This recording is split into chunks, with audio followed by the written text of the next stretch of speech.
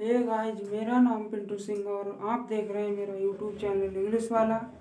स्वागत करता हूं मैं अपने चैनल में। तो आज मैं आपके लिए लेकर आया हूं बी फार्मा थर्ड सेमेस्टर के कुछ इम्पोर्टेंट क्वेश्चंस जो कि फार्मास्यूटिक्स से होंगे, जिसमें 25 क्वेश्चंस मैं आपको बताऊंगा जो कि आने वाले एग्ज़ाम में आपकी बहुत ज़्यादा हेल्प करेंगे। इन्हीं में से लगभग 10 क्वेश्चंस आपके इन्हीं में से फंसेंगे। आप इनको पढ़ के जाइएगा। देखिए, इसमें पहला क्वेश्चन मैंने लाया हूँ कि डिफाइन सॉल्युबिलिटी, कि सॉल्युबिलिटी क्या होती है। तो solubility is defined as the maximum concentration of a substance that may be completely dissolved in a given solvent at a given temperature and pressure। तो सॉल्युबिलिटी किसे कहते हैं, यानी कि मैक्सिमम अमाउंट ऑफ किसी भी सब्सटेंस को आपने लिया, उसका अधिक से अधिक अमाउंट हो और वो कंप्लीटली डिजॉल्व हो जो सॉल्वेंट है हमारा उसमें, और गिवन टेम्परेचर, जो टेम्परेचर दिया गया उस पर, एंड प्रेशर एक स्पेसिफिक टेम्परेचर स्पेसिफिक अमाउंट में हमारा सॉल्वेंट और स्पेसिफिक अमाउंट में ही हमारा सब्सटेंस जो कि डिजॉल्व हो जाए कंप्लीटली, उसी को हम सॉल्युबिलिटी कहते हैं। तो ये है हमारा सेकंड क्वेश्चन। ये क्या कहता है कि define molarity and normality. Molarity क्या होती है और नॉर्मेलिटी क्या होती है, उसको डिफाइन कीजिए। तो molarity is defined as the number of solute, जो सॉल्यूट होता है उसके number, present in per litre of solution, जो सॉल्यूशन हमने बनाया उसमें सॉल्यूट के कितने नंबर प्रेजेंट हैं उसको कहते हैं हम मोलरिटी। अब सॉल्यूट नहीं जानते हो तो सॉल्यूट उसे कहते हैं जो, जैसे मान लिया हमने ली चीनी, वो क्या होगा सॉल्यूट, और पानी जो है वो सॉल्वेंट है, और दोनों को मिलाने के बाद जो बना उसे कहते हैं सॉल्यूशन। तो सॉल्यूट ये होता है जो हमारी चीनी है वो। मोलरिटी हो गया जी। नॉर्मेलिटी क्या होती है, तो the number of gram equivalent present in per litre of solution, solution के पर लीटर में जो प्रेजेंट होते हैं ग्राम ऑफ इक्विवेलेंट, तो उसे कहते हैं हम नॉर्मेलिटी। तो ये है हमारा थर्ड क्वेश्चन। इसमें क्या पूछा है कि डिफाइन सॉल्वेशन एंड एसोसिएशन। तो ये है डिफाइन सॉल्वेशन, नीचे हमने लिखा है एसोसिएशन। तो सॉल्वेशन क्या होता है, when we dissolve the solute molecule, जब हम सॉल्यूट मॉलिक्यूल को डिजॉल्व करते हैं to solvent, so solvent molecules surrounds the solute molecules and form a complex just before dissolving which called solvation। तो सॉल्वेशन क्या होता है, जब हम सॉल्यूट को सॉल्वेंट में जैसे ही डिजॉल्व करते हैं तो सॉल्वेंट के जो मॉलिक्यूल्स होते हैं वो सॉल्यूट को चारों तरफ से घेर लेते हैं, उसी समय एक कॉम्प्लेक्स फॉर्म होता है। तो उसी जस्ट जो कॉम्प्लेक्स फॉर्म हुआ उसी को हम कहेंगे सॉल्वेशन। तो इस प्रोसेस को हम सॉल्वेशन कहते हैं। तो समझ गए आप। एसोसिएशन क्या होता है, एसोसिएशन वो होता है सॉल्वेशन ऑफ आयनिक कंपाउंड। ये आयनिक कंपाउंड का सॉल्वेशन जो होता है इज कॉल्ड, उसको हम एसोसिएशन कहते हैं।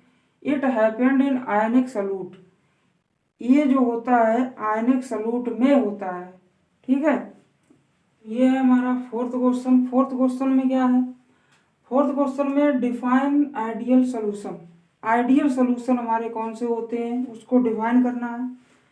तो दो सॉल्यूशंस, ऐसे solution which obeyed the rules Henry Dalton's and Charles law, जो हेनरी डाल्टन्स एंड चार्ल्स का जो लॉ था उसको जो फॉलो करते हैं, Charles law, are called ideal solution. उनको हम क्या कहते हैं, आइडियल सॉल्यूशन। तो ये है हमारा फिफ्थ क्वेश्चन। इसमें क्या पूछा है, इसमें पूछा डिफाइन रियल सॉल्यूशन, या रियल सॉल्यूशन को ही हम नॉन आइडियल सॉल्यूशन भी बोलते हैं। तो किसी तरह से भी क्वेश्चन पूछ सकता है, रियल सोल्यूशन के नाम से आ सकता है या फिर नॉन आइडियल सोल्यूशन के नाम से आ सकता है। तो ये होता क्या है वो मैं बताऊंगा आपको। देखिए, दो सॉल्यूशंस, ऐसे सॉल्यूशंस जो विच नॉट फॉलोड, जो फॉलो नहीं करते हैं किसको, the rules Henry Dalton and Charles law को। इनका एक लॉ है, वो मैं अभी आपको बताऊंगा वो क्या होता है। उसको यदि जो सॉल्यूशंस फॉलो नहीं करते हैं उन्हें हम रियल सॉल्यूशन या नॉन आइडियल सॉल्यूशन कहते हैं। तो देखिए, ये है हमारा 6 क्वेश्चन। इसमें क्या पूछा है कि define binary solution. Binary solution कौन से होते हैं? बाइनरी का मतलब होता है वन। वन इसे बोलते हैं, यदि कहीं पे ऐसे नंबर लिखे हुए हैं इन्हें बोलते हैं हम बाइनरी नंबर। तो बाइनरी नंबर इसी से समझ में आता है कि बाइनरी सॉल्यूशन, बिल्कुल, यानी कि binary solution is a mixture of two liquids. ये टू लिक्विड्स का मिक्सचर होता है। और वो कैसे लिक्विड होते हैं? That are completely miscible with one another. जैसे कि कंप्लीटली मिसिबल, जैसे कि मतलब वाटर लिया हमने और मिल्क लिया, दोनों को मिक्स किया तो वो क्या हुआ? कंप्लीटली मिसिबल, कंप्लीटली मिक्स हो गए।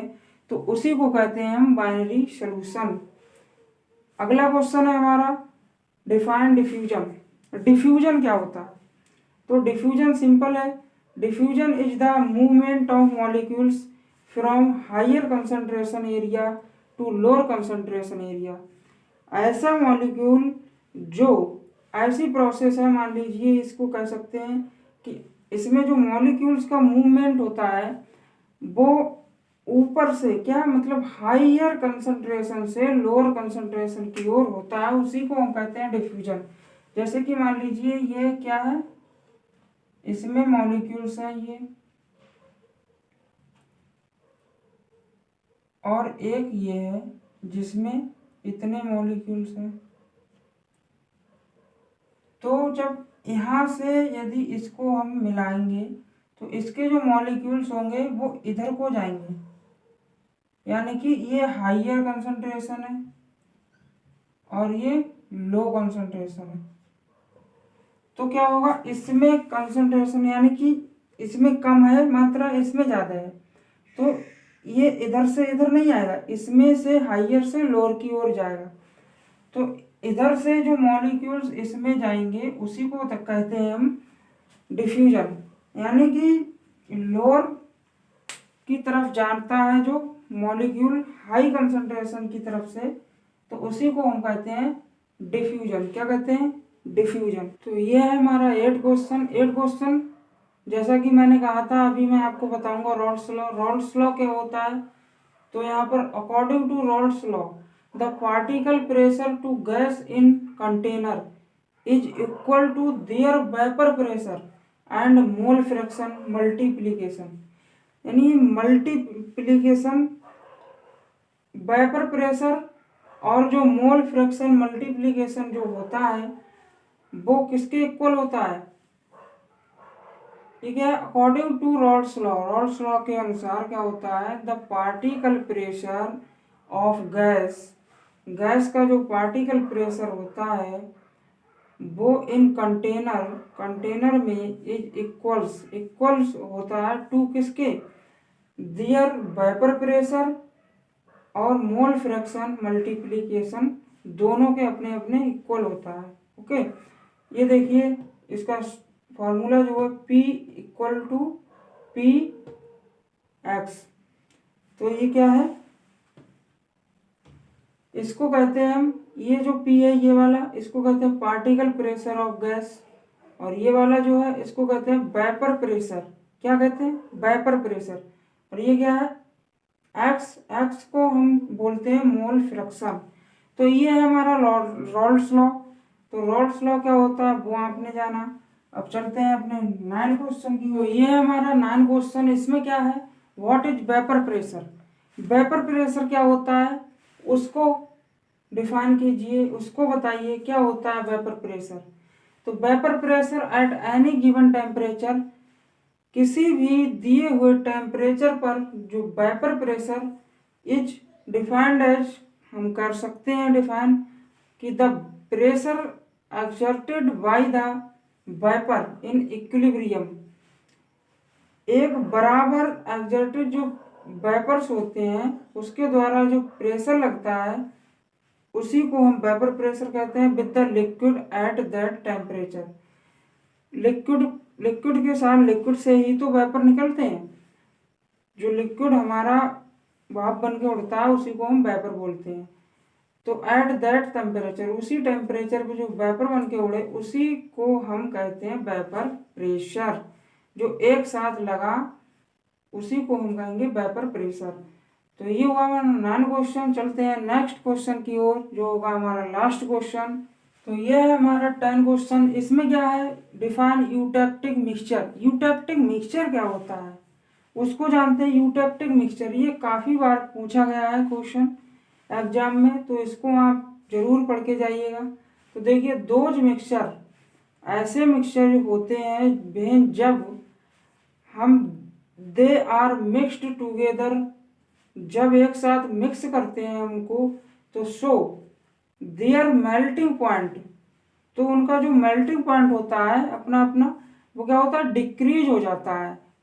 एंड और क्या होता है, दे मेल्ट एट रूम टेम्परेचर, क्या होता है, at room temperature, room temperature called eutectic mixture. एक रूम टेम्परेचर पर क्या होता है, उनका जो मेल्टिंग पॉइंट होता है वो डिक्रीज हो जाता है जब हम उनको एक साथ मिक्स करते हैं, तो उसी को कहते हैं हम क्या कहते हैं, यूटेक्टिक मिक्सचर। तो आज के लिए सिर्फ इतना ही, मिलते हैं नेक्स्ट वीडियो में, तब तक के लिए thank you for watching this video. Have a nice day.